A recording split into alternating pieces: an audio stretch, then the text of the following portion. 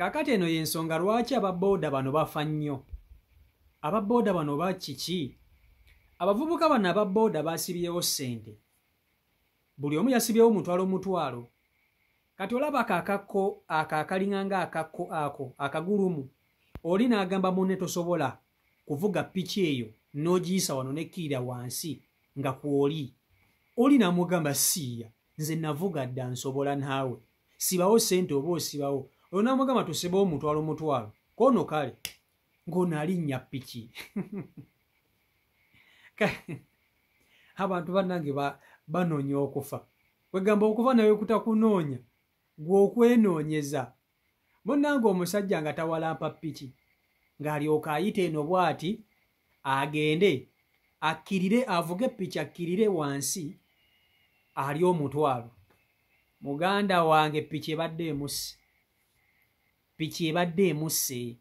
Anti bwakkiridde bw'ati akasozi asosezzaawo mutwe piki n'eryoka emugwira n'emumenya guno omugongo guno. Emukubye guno omugongo ate awonye buwonyi kubanga piki badde egenda kumukwira ku mutwe guno egwebakire ebyuma bimufumite afiirewo. Era ono agenze n'amugamba mpa omutwalo gwange nkulidde nkuwangudde. Kakati bano ababooda abamu bazanyisa obulamu bwabwe. Olwa nnusu mutwalo ogwo gwe gubadde gumussizza. Nga n'ogwo omutwalo gubadde gumussizza abadde yagukoze nadda mu bakasitoma nga tafunye buzibu. Naye ayagadde okukakasa yeno ensonga lwaki ababooda bano bafa mangu. Abantu bali mu malwaliro balajja na Mukama Katonda abawa obulamu baliko okisijeeni. Gwe mulina obulamu muli bukubuzanyisa nga abatabwagala. Omusajja alaba engeri gy'abadde afudde mu mazima ddala.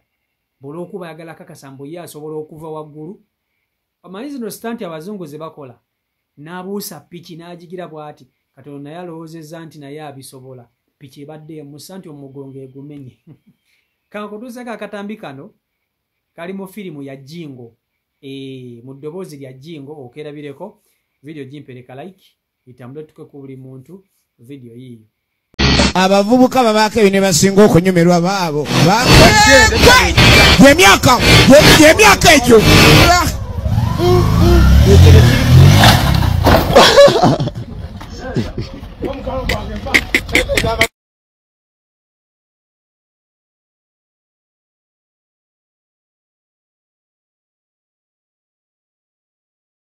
Abavubuka babaako ebyo ne basinga okunyumirwa baabo. Emyaka egyo.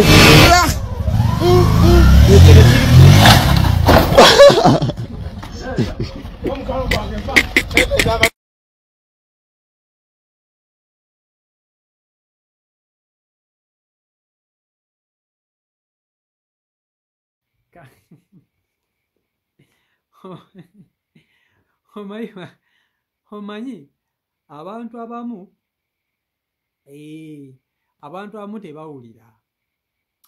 tebawulira. Imagine omuntu okumenyeka kati ono omusajja omulaba asobola okumala omwaka nga tazzeemu kuvuga piki naye nga just yali akayanira mutwalo gumu gwa nsimbi 10,000 ne gumumenya omugongo oba ne gumukutula okugulu piki n'emugwira okugulu n'amala omwaka mulamba nga takola nga n'omutwalo bagututte tagulidde kubanga era bamuwangudde. Akakagulu mukola baako kalaba kawanvu ssebo. Bw'ojja eno piki n'oba nga togibuusizza bw'oti esoosawo guno omupiira gw'omu maaso kati gw'osooka okuyita mu mayembe kati bw'ayagadde okujja bw'ati ayiteko akantu avuga agende nga tavudde ku piki kubanga basibyewo ssente. Ne bamugamba nti oba osobola okujja eno piki waggulu n'ovuga n'oyita wano n'ogenda nga tovudde ku piki ogenda kuli omutwalo gwa ssente. N'abagamba akantu agunnya ku nsobola era n'alinnya piki agende ali omutwalo gw'ensimbi. Kati bw'azze piki eno bw'agireese bw'ati esoosezaawo guno omupiira gwa mu maaso ye naago ayise mu mayembe. Ayise mu mayembe n'agweri ogitegeera bw'agudde piki yemugwiridde era guno omugongo sisuubira nti asigazza backbone tasigazza. Omutwalo bagututte gwasibye piki yeyinza okuba eyonoonese ng'amenyese. Kati ababooda kiki? Ababooda kiki? Lwaki mwagala nnyo okukola ebintu ebitasoboka? Ezo empaka zireetedde abantu bangi nnyo okugwa mu buzibu. Abantu bali mu buzibu lwa mpaka za kisiru. Lwa mpaka za kisiru. Okiwulira bulungi? Abantu bali mu buzibu lwa mpaka za kisiru. Owa booda ye muntu asobola okukola ekintu nga naye akimanyi tekisoboka.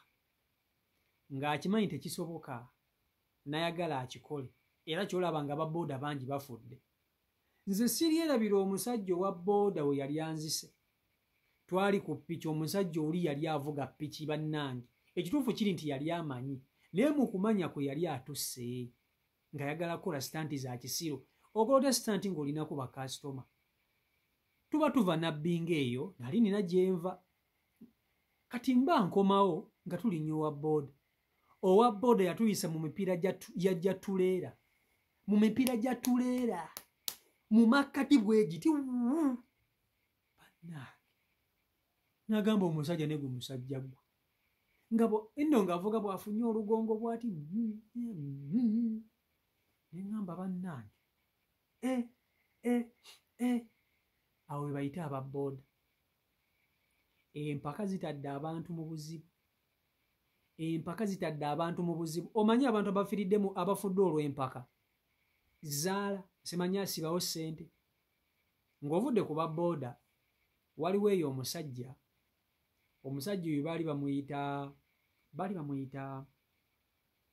Kiwalabye. Yali anywa omwenge nga munywi wa walagi mulungi. Omusajja oli yabagamba nze nsobola okunywa kalita 3 ka walagi. Olwo walagi gwe tuyita kabaawo. Nga bamusibiddewo emitwalo egi 5. N'akadomola ka walagi akalala kamu. Bw'amalawo kano nga bamuwa emitwalo egi nga tebajja muwa ne walagi akadomola kalala ndowooza abe ng'anywanywako mpolampola. N'abagamba ekyo kyangu nnyo naawe siya. Tumeketa macupa oleeta ndeku nga ku kyalo bamanyi nti ye katamiro jjobyo waako. Munnange Kiwalabye baamuwa akadomola ka walagi kituufu n'akanywa. Yakanywa n'akateeka wali. Naye bwe yakamalawo bw'ati n'ayabika olubuto. Ezo z'empaka. So ezo ze bayita empaka. Empaka zo zitadde abantu mu buzibu obw'amaanyi. Abamu zibasse, abalala zibalemazza, ate abalala zibalesseeko obulemu. Kati ono naye kye kimutuuseeko. So abavuga booda mulekeraawo empaka ze mutasobola. Kati omusajja wattu ayinza okumala ebbanga nga tatambula lwa mpaka za kisiru nga n'obusente bubadde bakayanira nabo tebuliimu. Okitegeera. So embeera ye yeri ku sayidi eyo. CEO Michael Uganda YouTube channel kwoli. Mubale nnyo okuba nti ate mugoberera mubeere bulungi mweraba.